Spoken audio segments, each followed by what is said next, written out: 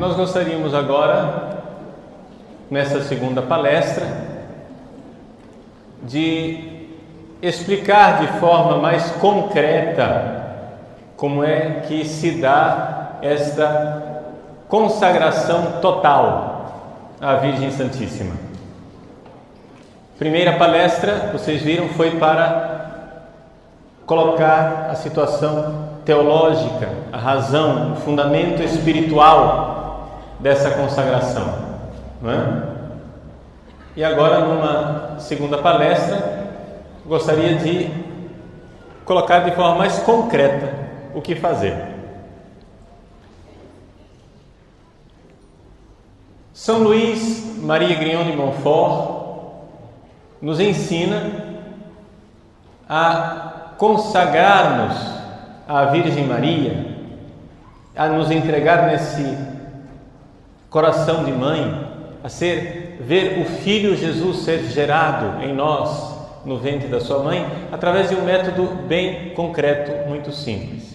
Esse método de São Luís Maria, ele tem uma parte que é uma preparação externa e uma preparação interna.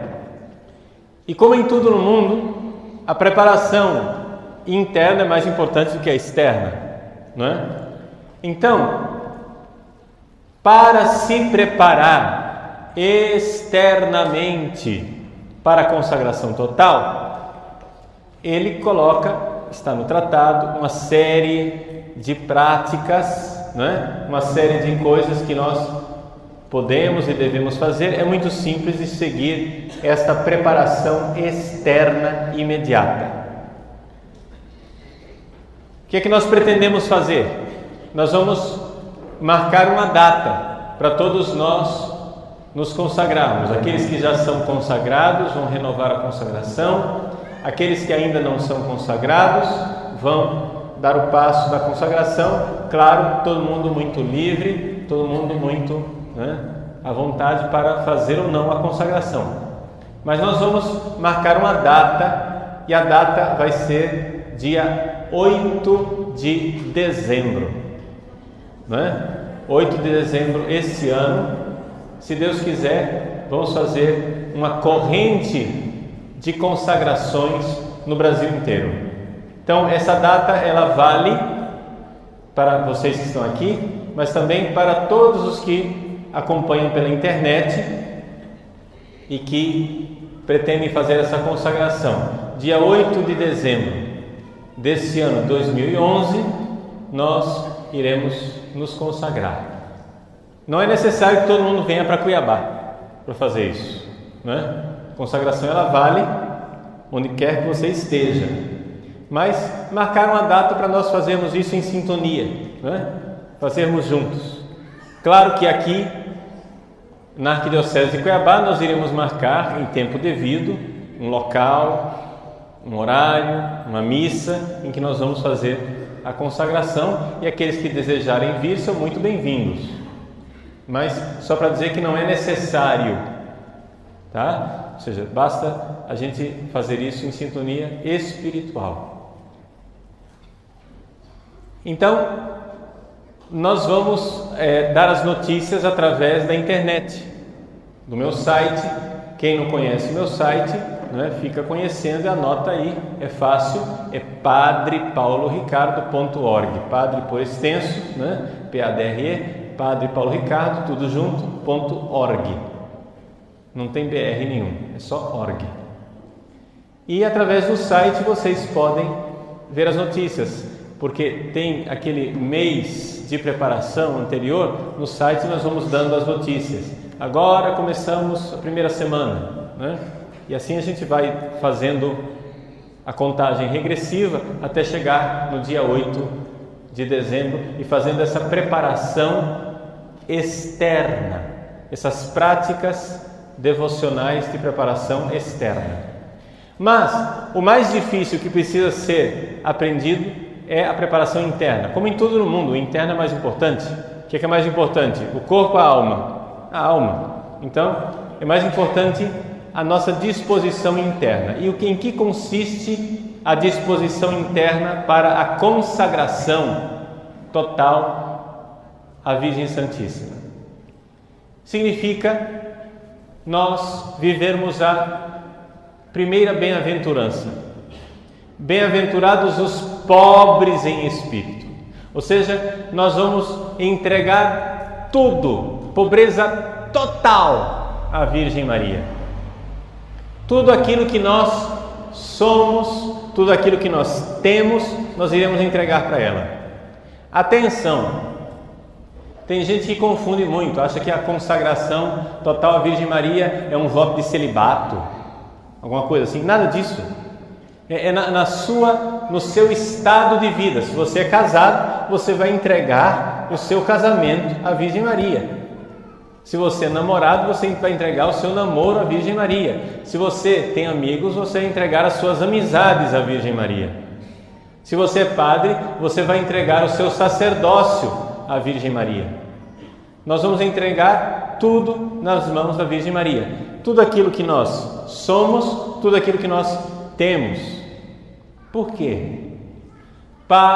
E esse é o método, entregando tudo completamente nas mãos dela, ela, com o seu jeito de mãe, vai modelar, ela, com o seu jeito de mãe, vai fazer, ela, com o seu jeito de mãe, vai dar um jeito, né, da gente cada vez mais ficar semelhante ao seu Filho Jesus.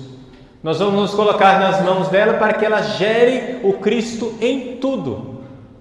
Vejam, o primeiro mandamento da lei de Deus qual é? Amar a Deus sobre todas as coisas. Mas isso não é simples assim, porque nós temos que amar a Deus, não é?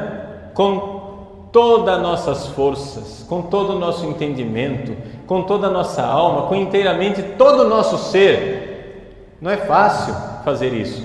Então nós precisamos entregar isso tudo nas mãos da Virgem Maria, para que ela vá modelando. Ela é aquele molde, não é? Aquele modelo, ela é o útero no qual nós nos derramamos para que seja modelado Jesus em nós, em todos os aspectos. Então precisamos entregar tudo, você não pode entregar só um pouquinho, entende? Eu vou entregar só 10%, você quer ser feliz só 10%? Não. Veja, Deus quer que nós nos entreguemos todos, completamente a Ele. Por quê? Porque Deus quer que nós sejamos plenamente felizes. Ninguém quer ser feliz 10%, 5%. Não, todo mundo quer ser feliz 100%. E porque nós queremos ser felizes 100%, nós precisamos nos entregar 100% a Deus. Porque Ele sabe o caminho da felicidade. Mas é mais fácil fazer isso pelo próprio método que Deus inventou, ou seja, Maria. Ou seja, Jesus é o homem totalmente entregue ao Pai. Ele foi gerado onde? No útero de Maria.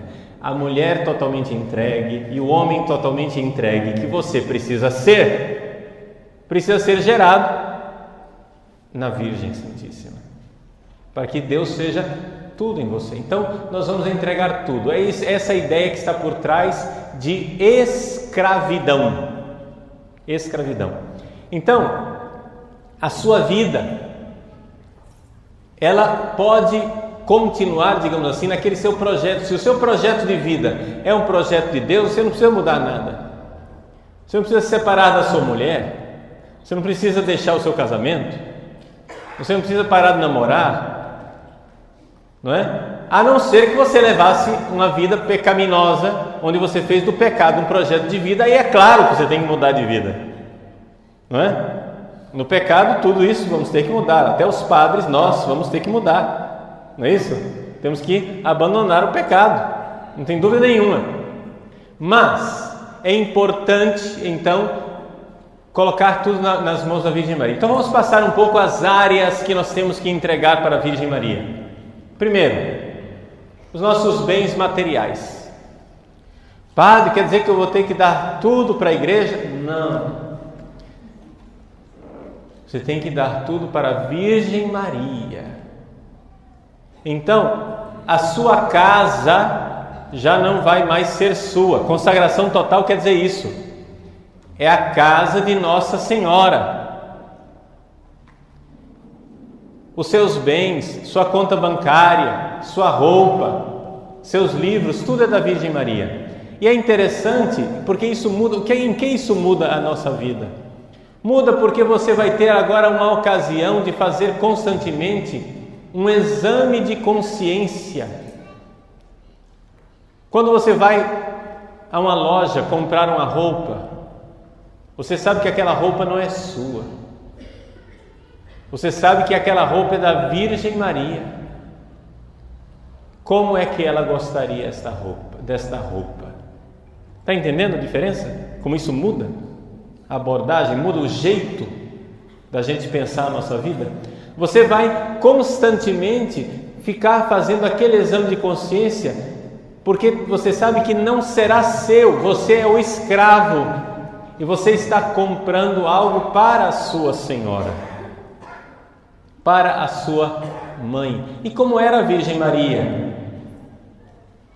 Se vocês forem a Loreto, na Itália, onde está a casa de Nossa Senhora, os cruzados foram lá na Terra Santa, pegaram as 3 paredes da casa e levaram para a Itália. Só 3 paredes, porque a 4ª parede era uma gruta. A casa foi encaixada. A Maria morava num casebre. Então, aquela pequena gruta com 3 paredes. A gruta não dava para levar para a Itália, né? Mas levaram as 3 paredes para Loreto e a gruta ficou lá em Nazaré. Ora, aquela gruta era o quarto da Virgem Maria, é lá que o Verbo se fez carne.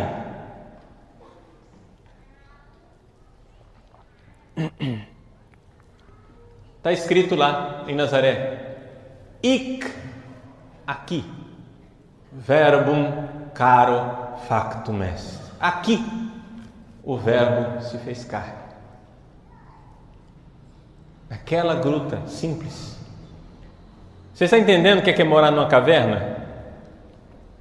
Então, você vai começar a pensar assim: como é que eu vou decorar a casa de Nossa Senhora? Você não vai mais comprar as coisas para sua casa. Você não tem mais casa. É a casa de Nossa Senhora.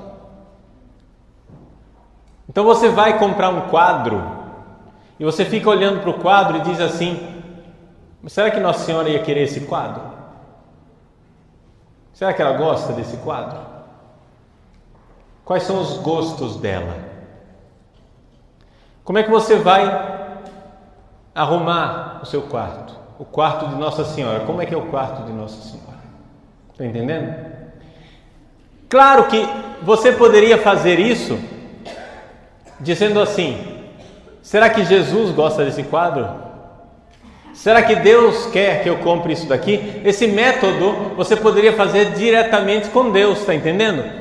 Mas fazendo com Maria, você acrescenta um toque materno, um toque de delicadeza, um toque de ternura nisso, que ajuda você, que tem um pecado original e tem uma tendência de radicalizar as coisas de Deus, como se Deus quisesse somente, Deus fosse um Deus sanguinário, né? Que quer saber só de sacrifício, só de dor. Não.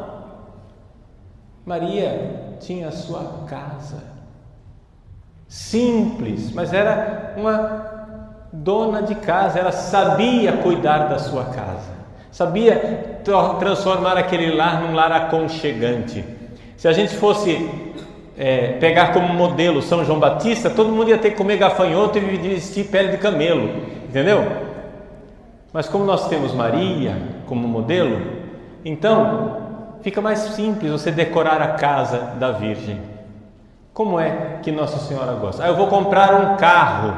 Como é que vai ser o carro de Nossa Senhora? Está entendendo? Qual é o carro que Nossa Senhora gosta de andar? Entende o negócio? Então, qual é a roupa que Nossa Senhora quer para o seu escravo, para o escravo de Maria? Os protestantes ficam muito escandalizados de nós chamarmos Maria de Nossa Senhora. Por quê? Porque o título de Senhor se deve dar somente a Deus. Só que a gente deve lembrar o seguinte: Jesus nasceu da Virgem Maria e no início da sua vida espiritual, da sua vida nessa terra, no início de seu tempo, ou seja, os 30 anos de sua vida em Nazaré, ele foi submisso a Maria e a José. Quem diz isso é o Evangelho de São Lucas. Era-lhes submisso. Então, se ela era aquela a qual o Senhor do Universo era submisso, eu acho que eu posso chamá-la de Senhora. Está entendendo? Não tem problema nenhum. E não tem problema nenhum de eu ser submisso a ela. A escravidão quer dizer isso. Então, todos os meus bens não são meus. Escravo não tem propriedade própria. Não tem nada dele, é dela. E isso vai fazendo com que a gente molde, com que a gente modele a nossa vida. Entenderam a docilidade? O método? Você vai naquele jeitinho de mãe, ela vai pedindo para você conversões e vai dando passos. Essa é a questão espiritual, o interno, que precisa ser vivido na consagração. Então, quando você tem uma amizade, como é esse amigo de Maria? A amizade não é mais sua. O amigo que você tem, a amiga que você tem, é de Nossa Senhora. Como é que Nossa Senhora quer que eu trate o amigo dela? Como é que Nossa Senhora quer que eu trate a amiga dela? Está entendendo? Se você tem seu esposo, seus filhos não são mais seus. Se você tem a escravidão total, se você tem o método da escravidão total, você precisa entender que você entregou os seus filhos para Nossa Senhora. Você não sabe o alívio que é isso.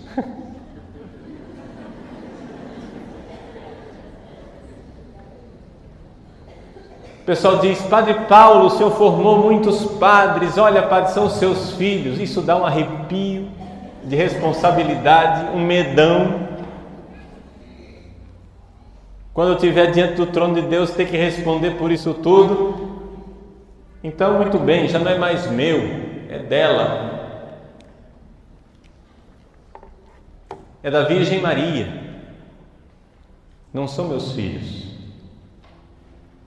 Ela cuida.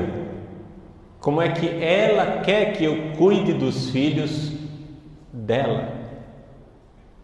Tem a minha parte de responsabilidade, mas eu vou cuidar dos filhos dela. E assim, tudo o que nós fazemos, inclusive a nossa vida espiritual. E aqui uma coisa também bastante delicada e importante para vocês entenderem. Nós temos, por mais que nós sejamos pecadores, nós temos nossos méritos espirituais. Então, o jejum que você faz, a indulgência que você recebe, o sacrifício que você faz, a oração que você faz. Por exemplo, eu vou rezar missa, mas a missa já não é mais minha, é da Virgem Maria. Então, como é que ela se dirige ao seu filho? Eu vou rezar para o Santo Padre Pio de Pietrelcina, mas a oração já não é mais minha. Como é que Maria fala com o Padre Pio? Em que sentido? Claro que é você rezando, você está entendendo? Mas se você vai chegar e pedir para o Padre Pio o quê? Para ganhar na Mega Sena acumulada? Aí você que fez a consagração total, você vai perguntar, espera lá, Maria pediria isso? Entendeu? A oração é dela. O que é que ela pediria? Maria pediria para se livrar de tal cruz, de tal sofrimento? Ou ela pediria para Deus a graça de carregá-la? E assim você vai fazendo o seu exame de consciência, porque a sua vida de oração já não é mais sua, é da Virgem Maria. E os méritos que você acumular já não estão mais à sua disposição. Por exemplo, antes de fazer a consagração à Virgem Maria, eu celebrava a missa. Claro, vejam, atenção, isso é importante aqui também. A consagração à Virgem Maria não altera em nada os deveres que você tem no seu estado de vida. Por exemplo, eu como padre tenho que oferecer missa pelas intenções que vocês pedirem. Isso é o meu dever e eu vou continuar fazendo, isso não altera. Só que quando eu celebro missa eu também tenho intenções minhas. Eu também ofereço missa por intenções minhas. Uma vez que você pertence a ela, você chega e diz, a missa é sua.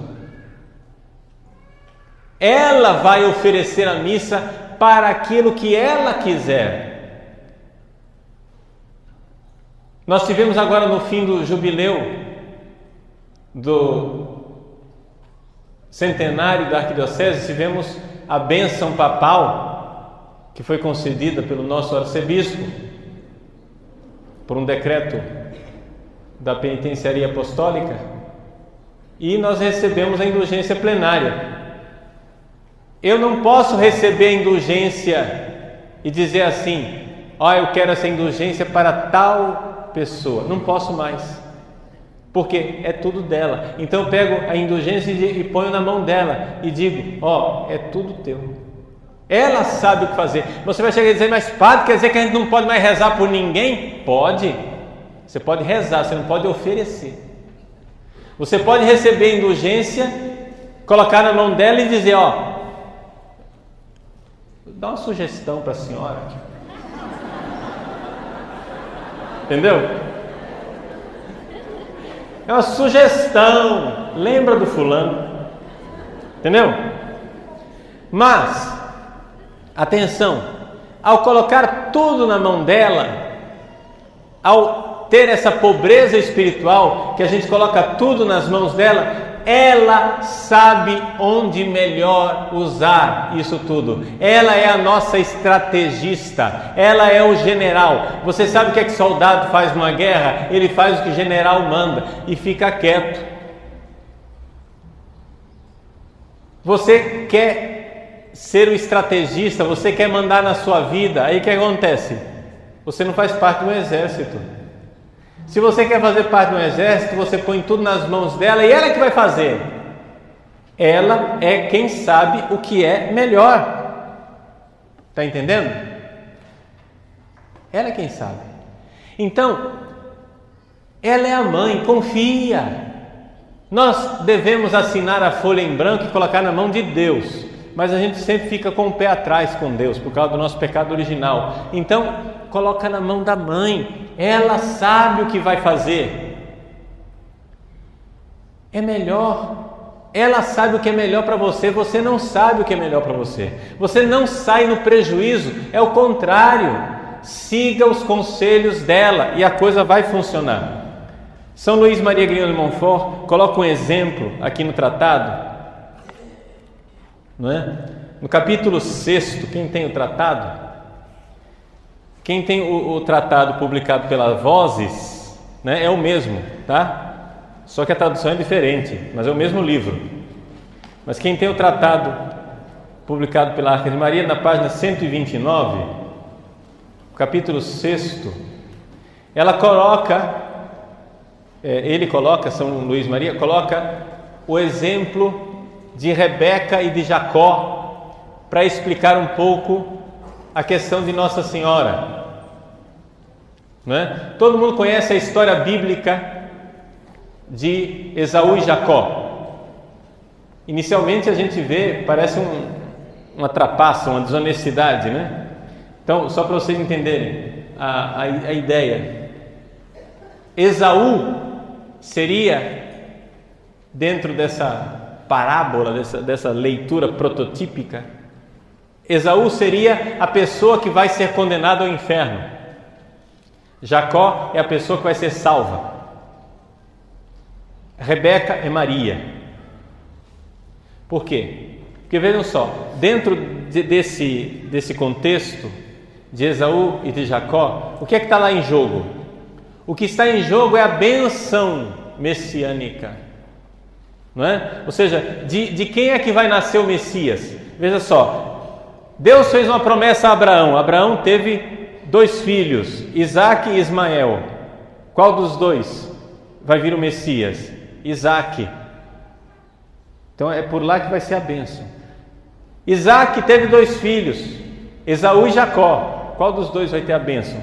O problema é o seguinte, que Esaú nasceu primeiro, e ele que tinha a primogenitura. Mas vejam, a primogenitura aqui não era somente a primogenitura, ele vai receber a herança material do pai. Não é isso. Ele vai receber a bênção, e as bênçãos na Bíblia são sempre profecias. Entende? Quando Isaque pronuncia a bênção sobre Jacó, diz para Jacó que ele é que vai ser, da linhagem dele que virá o Messias. É dali que vem a salvação, é dali que vem a graça. Então vejam, aconteceu que Esaú e Jacó, Esaú desprezou a primogenitura quando vendeu a sua primogenitura por um prato de lentilhas. Entendeu por que Esaú é o exemplo da pessoa que é condenada ao inferno? É a pessoa que despreza a bênção de Deus. Ele desprezou a bênção, ele desprezou a graça e trocou a vida eterna. Ele trocou o céu, ele trocou o paraíso, a vida eterna, o paraíso de Deus, pelo quê? Por um prato de lentilhas. E é isso que a gente faz todas as vezes que nós pecamos. Todas as vezes que nós pecamos, nós trocamos o paraíso por um prato de lentilhas. Você está entendendo? Que é esse mundo. Qual é o prazerzinho que você recebe com o seu pecado? Qual é a alegriazinha que você recebe com o seu pecado?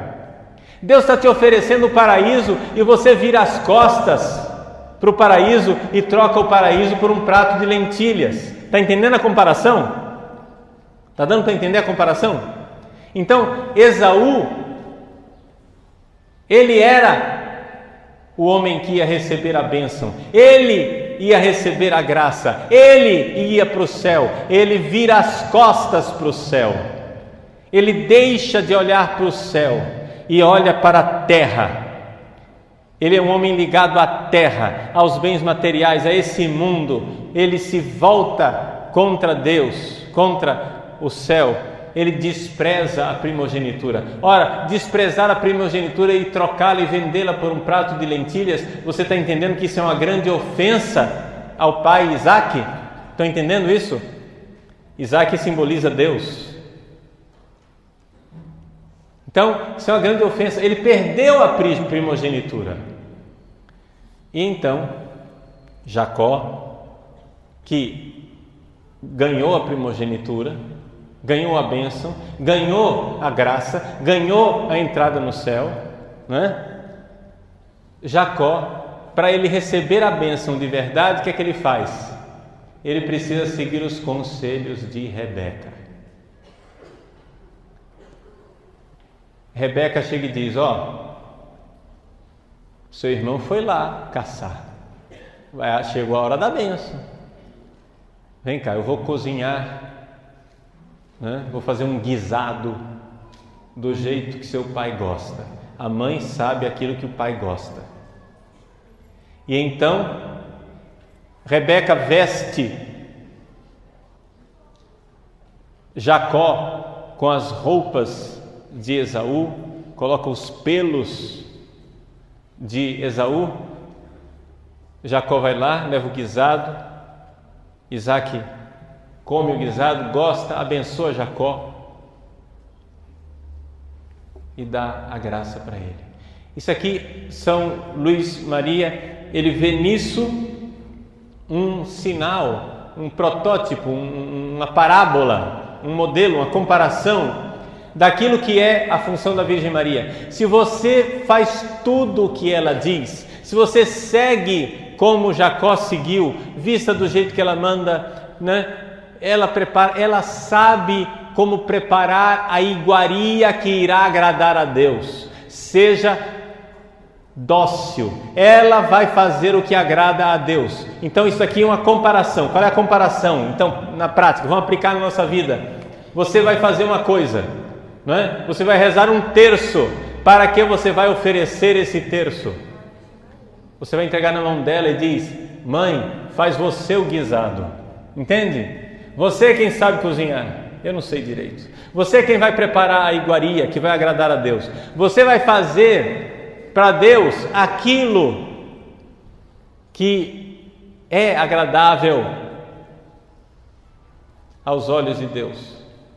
Eu não sei direito. Então nós nos colocamos nessa posição de pequenos, de pobreza espiritual. E essa nossa pobreza espiritual, nos colocando nas mãos da Virgem Santíssima, sendo modelados pela Virgem Santíssima, ela irá configurar o seu Filho Jesus. Aqui a comparação fica meio quebradiça, mas vamos entender. É como se aquelas vestes que Maria coloca em Jacó fossem as vestes de Jesus, entendeu? Colocadas em nós. Ela vai nos vestir, ela vai nos preparar, ela vai fazer, ela vai modelar-nos à semelhança do seu Filho Jesus. Tá? Então, é esta a escravidão espiritual, é esse o caminho da consagração total à Virgem Maria. Isso quer dizer o seguinte: você precisa agora entender que tudo que você tem já não é mais seu, é dela. E sendo dela, é de Deus. Entendeu? Se você estivesse colocando as coisas nas mãos de uma criatura como nós, uma criatura ambígua, não é? Você chega e diz: Padre Paulo, totus tuus. Padre Paulo, eu sou todo teu, disponha de mim para o que quiser. E, meu filho, você se lascou. Por quê? Porque aqui no coração do Padre Paulo existe o coração de um filho de Deus, mas tem também o coração do filho da mãe. Está entendendo? E não o filho da mãe Maria no bom sentido, no mau sentido. Você está entendendo o que eu estou querendo dizer, né? Aqui tem o Filho de Deus, o Filho de Maria, o Filho Santo, o homem novo, o homem espiritual, mas aqui dentro também tem um homem velho, safado, sanguinolento, filha da mãe, entendeu? Está dentro de mim. Então você chega e diz: Padre Paulo, totus tuus. Às vezes dá certo, às vezes não dá. Quando o Padre Paulo tiver como diretor espiritual te aconselhando e dizendo coisas muito boas e maravilhosas, ótimo. Mas e quando eu pisar na bola? E eu piso na bola, acredite nisso, né? Meu confessor sabe que eu piso na bola. Entendeu? Então, não dá para fazer totus tuus com o Padre Paulo. Mas dá para fazer com Maria, porque nós sabemos que ela é totalmente humilde nas mãos de Deus. Ela é tão maleável a Deus, ela é tão humilde, ela é tão dócil às mãos de Deus, que ela só fará comigo aquilo que Deus quer. Você está entendendo? Ela só irá modelar em mim o que Deus quer. Ela só irá fazer em mim o que Deus quer, porque ela é totalmente serva, ela é totalmente dócil. E por que é que eu preciso dela? Por que é que eu não posso ir direto para Deus, Padre Paulo? Larga de ser orgulhoso, criatura. Por que é que você tem que ser direto? Isso é um negócio assim, é o princípio protestante, é um princípio orgulhoso. Veja, eu sou orgulhoso, Padre Paulo Ricardo, eu pessoalmente, mas a minha religião não é orgulhosa. A minha religião, ela é humilde, ela me ensina a humildade. A minha religião me ensina a eu me inclinar na frente de um pecador, que é um outro padre, que é o meu bispo, e beijar a mão daquele pecador e acreditar que aquela mão é instrumento de santificação, acreditar que aquela mão de pecador pode ser sinal da mão chagada do ressuscitado. Eu sou orgulhoso, mas a minha religião não é orgulhosa, ela me ensina a humildade. Existe protestante humilde, mas não existe protestantismo humilde. O protestantismo é orgulhoso. O princípio protestante é orgulhoso, é soberbo. O princípio protestante é: eu não preciso de ninguém, eu vou para Deus direto. Isso é um orgulho, isso é uma soberba. E se Deus quer que você use os outros, as criaturas humanas frágeis, o que é que você faz, ô otário? Está entendendo? Se você é protestante, seja humilde, mas saiba, a sua religião não é. A sua religião não é humilde. Porque não, eu vou direto para Deus. Eu não preciso de Maria, eu não preciso de padre, eu não preciso do Papa, eu não preciso da igreja, eu não preciso dos sacramentos, eu não preciso de ninguém. Puxa, super, uper, trans, ultra, mega power, né? Tu é o cara, meu! Tu é Deus! Entendeu? Tu é tudo! Não preciso de ninguém. Não, Padre Paulo, mas o senhor tem que entender que Jesus é o único mediador. Está escrito na Bíblia: Jesus é o único mediador, Jesus é o único mediador, Jesus é o único mediador. E eles repetem, e eles babam, e eles bufam.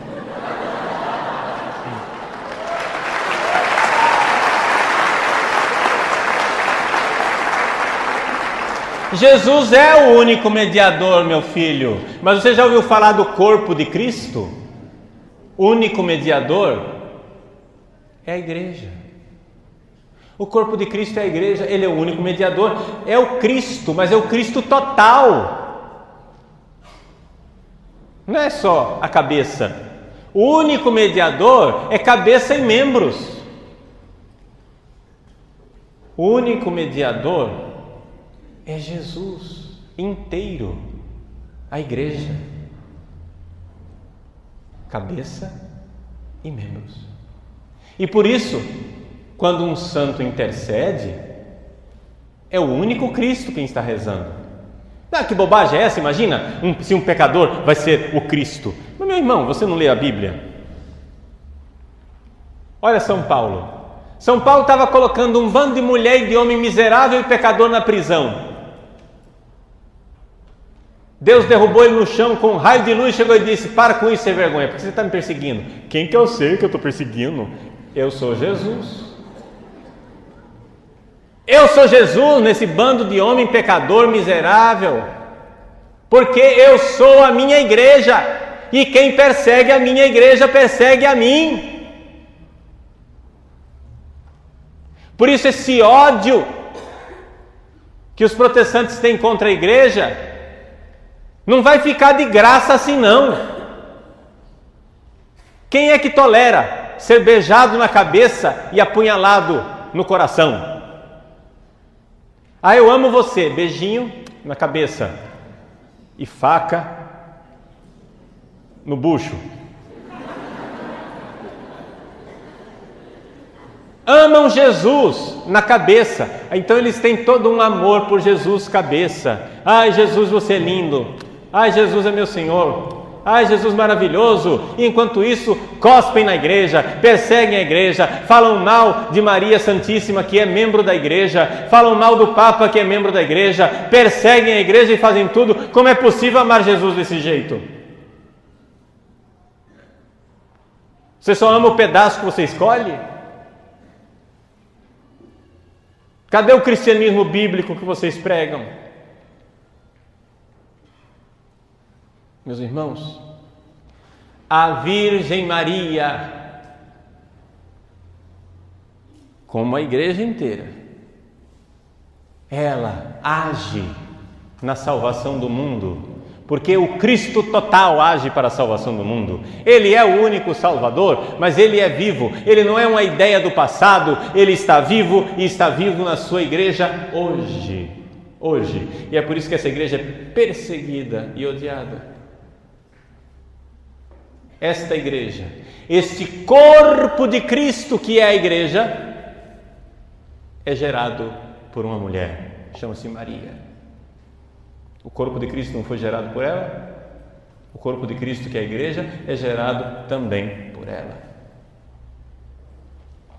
Então vejam que existe algo de paradoxal com relação à Virgem Santíssima. Ao mesmo tempo que ela é escrava do Senhor, ela é senhora. Ao mesmo tempo que ela é filha de Deus, ela é mãe do Filho de Deus.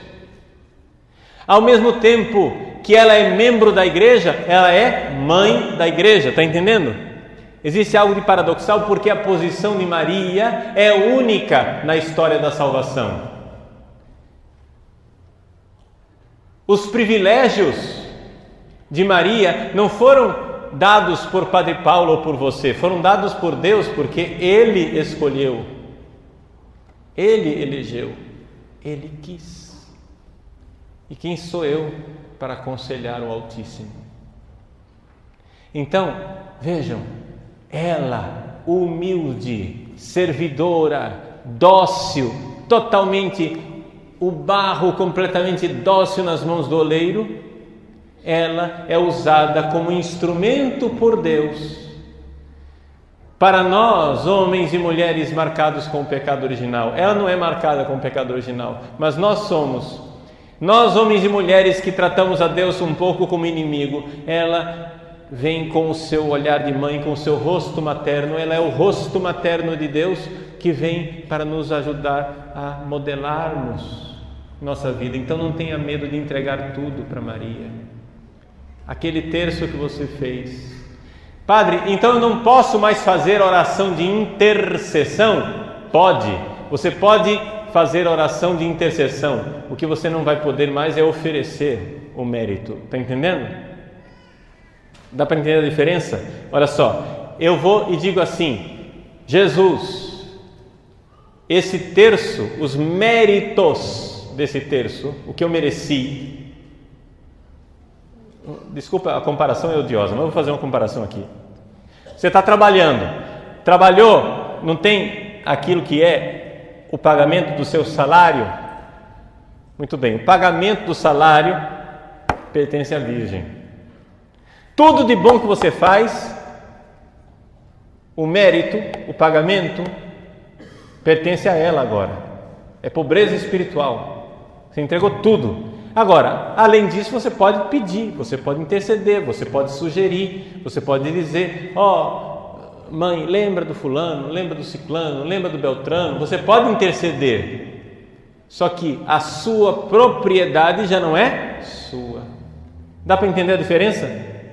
Tá? Ou seja, a sua conta bancária já não é sua.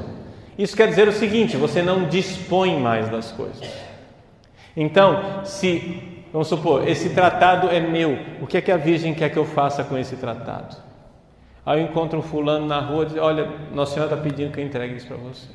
Pronto. Entendeu? Tudo é dela. Ela é quem vai dizer o que é que eu devo fazer.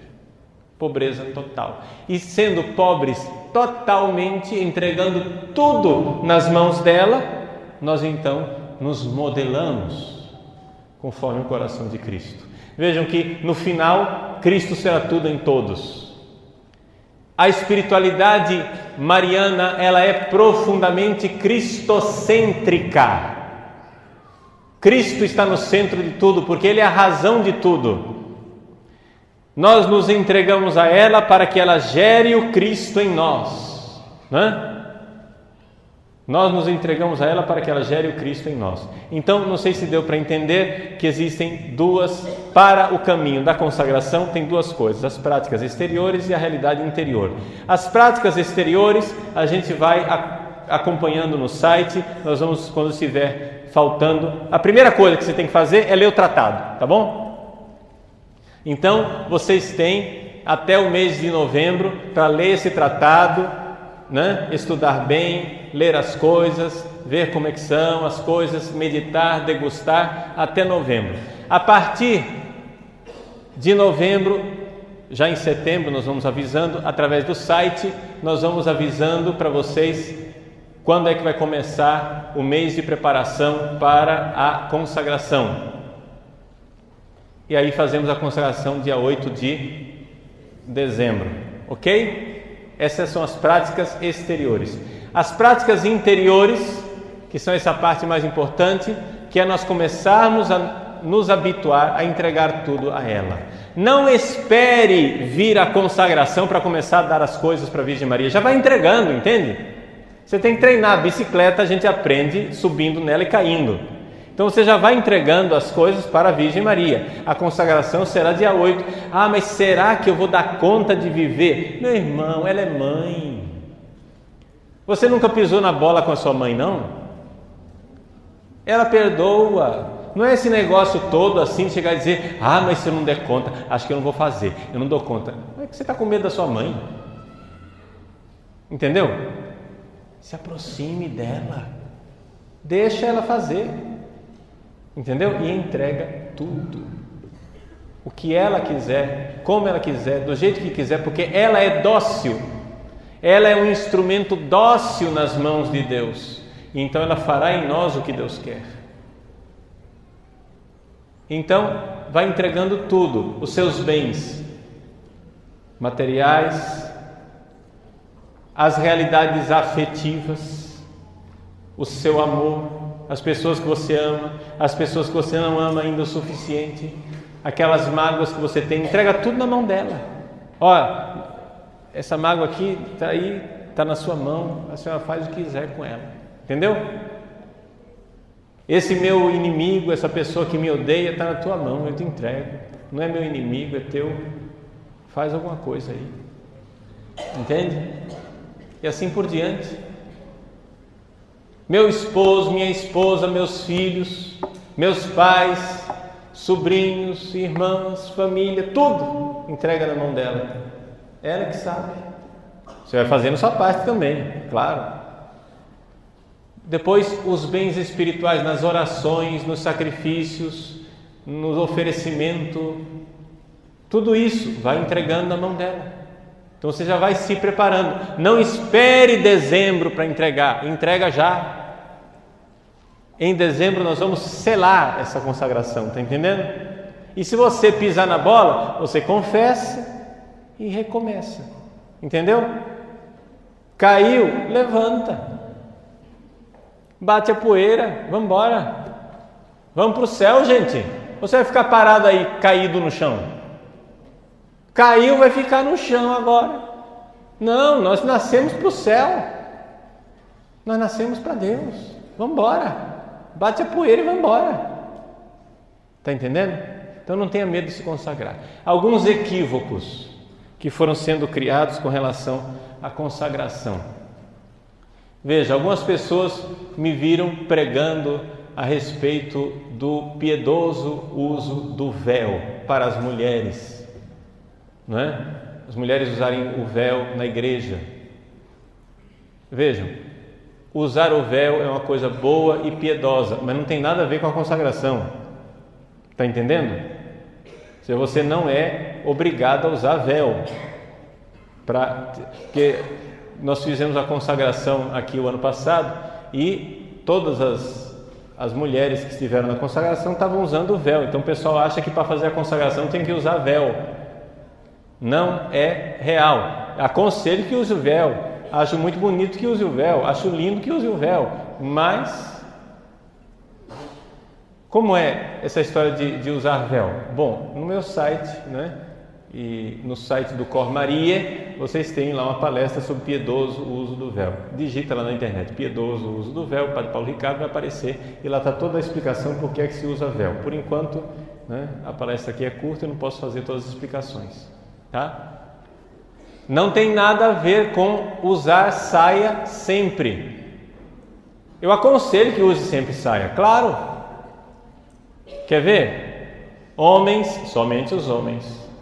Vocês preferem uma mulher de calça comprida ou uma mulher de saia?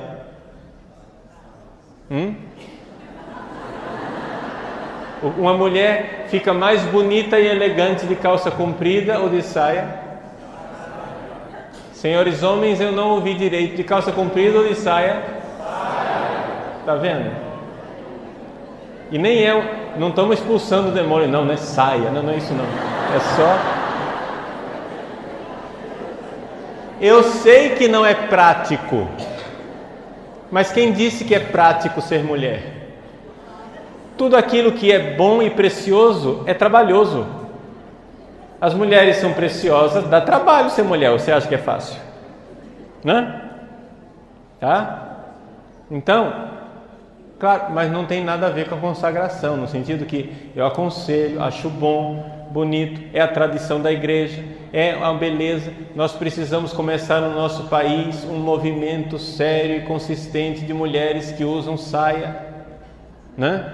Precisamos, porque nós estamos com essa mentalidade revolucionária do homem igual a mulher, mulher igual ao homem, os caras tudo com um bando de homem cheio de creminho no armário para passar na pele, para pôr no cabelinho, com tudo vestindo de roupinha, de brinquinho, de gargantilha, de não sei o que, etc e tal. Mas para com isso, meu filho, seja homem, pelo amor de Deus.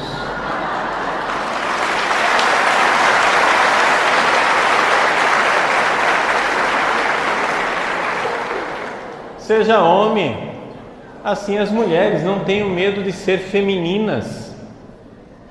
Deus nos criou homem e mulher. As mulheres não têm que invejar os homens, elas têm que ser maravilhosamente mulheres, e nós gostamos dela assim. É bom que seja assim, é maravilhoso que seja assim, não é?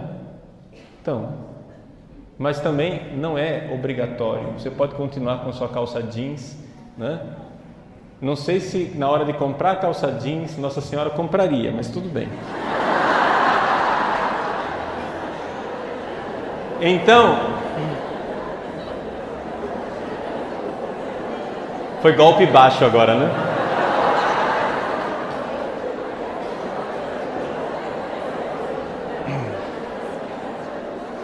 Então vejam só.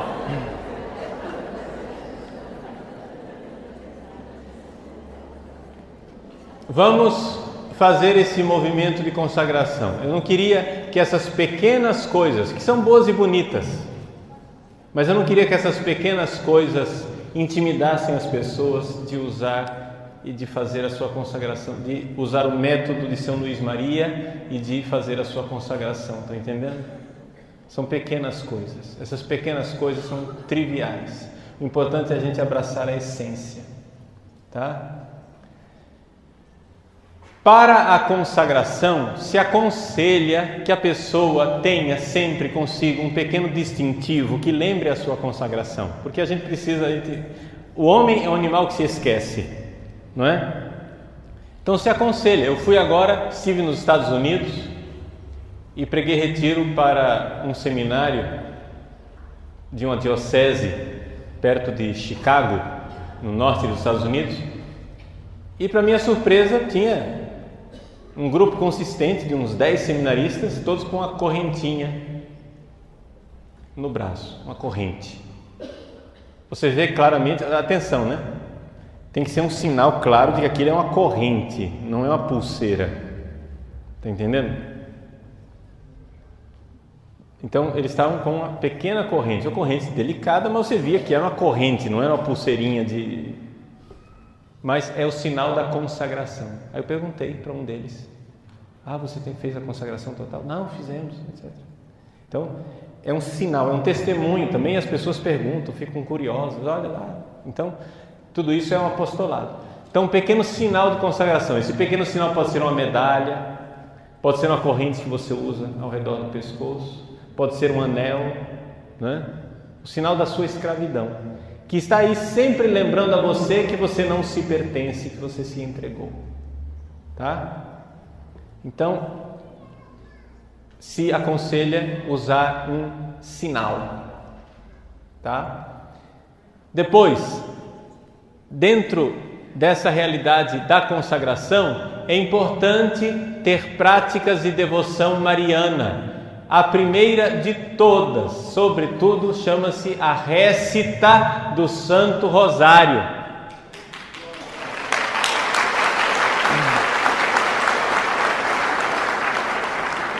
Vejam, meus queridos, quando o Rosário foi revelado a São Domingos de Gusmão, ele foi revelado como uma arma espiritual no combate dos hereges.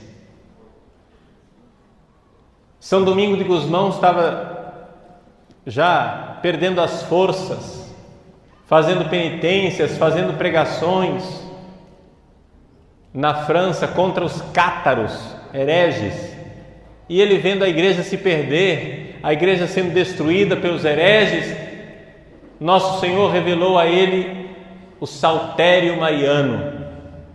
Não é saltério, quer dizer, os 150 salmos, né? Agora João Paulo II aumentou, virou 200, mas são as 150 Ave-Marias, as 200 Ave-Marias do Rosário. Essa é a prática mariana principal, que tem como finalidade o quê? Fazer você meditar nos mistérios da vida de nosso Senhor Jesus Cristo e de Nossa Senhora. Então a Ave Maria, ela é simplesmente aquela música de fundo enquanto você medita sobre os mistérios. Então, primeiro mistério glorioso, a ressurreição. Então, durante o espaço de 10 Ave-Marias, você medita, no seu coração você tem lá claramente a imagem da ressurreição, e você vai recitando no espaço das 10 Ave-Marias. Aquilo vai configurando o seu coração ao coração de Cristo, na meditação dos mistérios cristológicos. A oração do Santo Rosário é uma oração eminentemente cristológica. A Ave Maria, ela é a música de fundo. Ela serve ao mesmo tempo de cronômetro, né? Porque durante o espaço de 10 Ave Marias, você vai meditar aquele mistério. E ao mesmo tempo serve de música que vai acalentando o seu coração. Então, é muito importante a récita do Santo Terço. Pelo menos um terço, pelo menos um espaço de 5 mistérios. Um terço que virou um quarto agora, né? Não sei quanto tempo a gente vai conseguir administrar isso na língua portuguesa. Para nós aquilo lá é terço, não adianta. Então vejam, a récita do Santo Terço diária. Esta é a arma espiritual. Todo mundo diz: Padre Paulo, o que é que nós vamos fazer? A igreja está perdida, olha os hereges, olha o liberalismo, olha a confusão, olha o modernismo dentro da igreja. Meu irmãozinho, terço neles.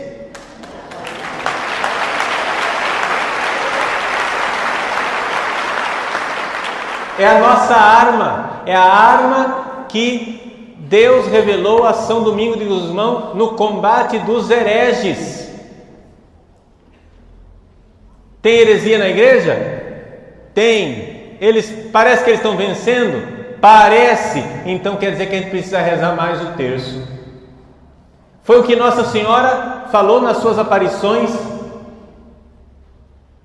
Todas as aparições marianas insistem no Santo Terço, no terço diário. Mas será possível? Quantas vezes Nossa Senhora vai precisar insistir para a gente entender? Depois, essa entrega nas mãos da Virgem Maria, como ela ensinou em Fátima, a entrega do nosso sacrifício reparador, o nosso sacrifício para consolar o coração de Jesus, pela conversão dos pecadores, colocamos tudo isso no coração dela, ela usa. Gente, a consagração total é uma forma de nós colocarmos um arsenal nas mãos da Virgem Maria. A gente vai fazendo e coloca nas mãos dela. Nós vamos depositando tudo nas mãos dela. Na hora que ela quiser, ela aperta o botãozinho vermelho e a bomba atômica explode. E o seu coração imaculado triunfará.